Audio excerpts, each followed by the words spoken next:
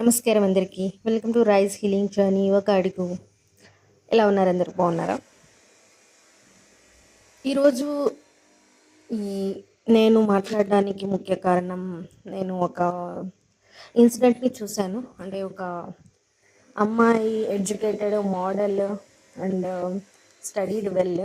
So తను suicide చేసుకునింది because of harassment, abused by her in laws. And I don't know, like అంటే వాళ్ళు చెప్తున్నారు తను సూసైడ్ చేసుకుందని, కానీ తన ఇంట్లో వాళ్ళు ఏంటంటే కాదు, ఇది సూసైడ్ కాదు, తను ఎమోషనల్గా ఇది చేశారు, అందుకే అంటే పోస్ట్ మార్టం రిపోర్ట్లో కూడా చాలా ఇంజురీస్, కొట్టిన దెబ్బలు అన్నీ ఉన్నాయన్నమాట. ఓకే, అంటే రోజు ఇండియాలో అయితే ప్రతి అమ్మాయి, ప్రతి పెళ్ళైన అమ్మాయి ఇది దీని ద్వారా వెళ్తూనే ఉంది. అంటే మోస్ట్లీ అంటే పాపులేషన్లో చూసుకుంటే మోస్ట్లీ ఒక రోజుకి 100%లో 70% అమ్మాయిలు ఇది దీని నుంచి జస్ట్ సఫర్ అవుతూనే ఉంది. కొందరు మాట్లాడుతున్నారు, కొందరు మాట్లాడలేకపోతున్నారు, కొందరు లోపల అణికిపోతున్నారు, కొందరేమో ఏదో ఇలాగా భరించలేక సూసైడ్ వరకు వెళ్తున్నారు. అంటే తన జీవితాన్ని తను ఎండ్ చేసుకుంటున్నది. సో అవును, ఈ రోజుటి వరకు చాలా వచ్చాయి, అలా జరుగుతూనే ఉన్నాయి. బట్ ఈరోజు నేను మాట్లాడడానికి కారణం ఏంటంటే, ఎందుకో నాకు చాలా బాధ అనిపించింది. సో ఇది ఎట్లయినా ఎండ్ చేయాలి. అంటే నేను చూస్తూనే ఉన్నాను, అంటే ప్రతి దగ్గర నా సరౌండింగ్లో ఉన్న పీపుల్ అందరూ కూడా, ఎవరైతే నాకు తెలిసిన అమ్మాయిలో నన్ను నేను కూడా అనుకోండి, నాకు తెలిసిన అమ్మాయిలు, నా ఫ్యామిలీ, రిలేటివ్స్ అందరూ మోస్ట్లీ అందరూ సఫర్ అవుతున్నారు. అంటే ఇట్స్ నాట్ లైక్ అంటే అదేదో మరి వాళ్ళు కొడుతున్నారు, తిడుతున్నారు, అది వాళ్ళు ఏదేదో చేస్తున్నారు అట్లా కాదు. ఎమోషనల్గా మెంటల్గా టార్చర్ అని, ఫిజికల్ టార్చర్ ఉండదు, మళ్ళీ ఎమోషనల్లీ మెంటల్లీ టార్చర్ ఉంటుంది అనమాట అది. సో ఆ పెయిన్ నుంచి ఎవరైతే వెళ్తున్నారో వాళ్ళకి మాత్రమే తెలుసు.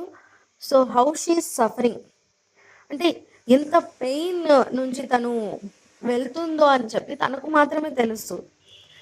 సో నేను దీని గురించి మాట్లాడాలనుకుంటున్నాను. So I don't want to SIT back. అంటే ఎవరేమైనా అనుకొని, ఐ డోంట్ కేర్, ఎవరేమైనా అనుకొని ఈ వీడియో చేస్తున్నా, అమ్మాయి ఇదే ఇట్లా మాట్లాడుతుంది, ఇట్లా నాకు అనవసరం.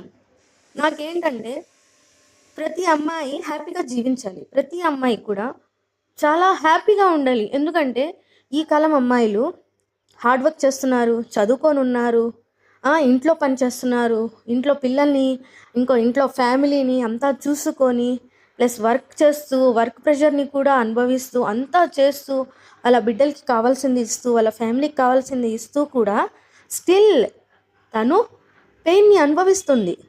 ఎందుకు తను ఇంత చేస్తుంది కదా, అంత చేస్తుంది కదా, ఎందుకు ఆ అమ్మాయి లోపల ఏడుస్తుంది, పైకి మాత్రం అందరి ముందర నవ్వుతూ బతుకుతుంది, కానీ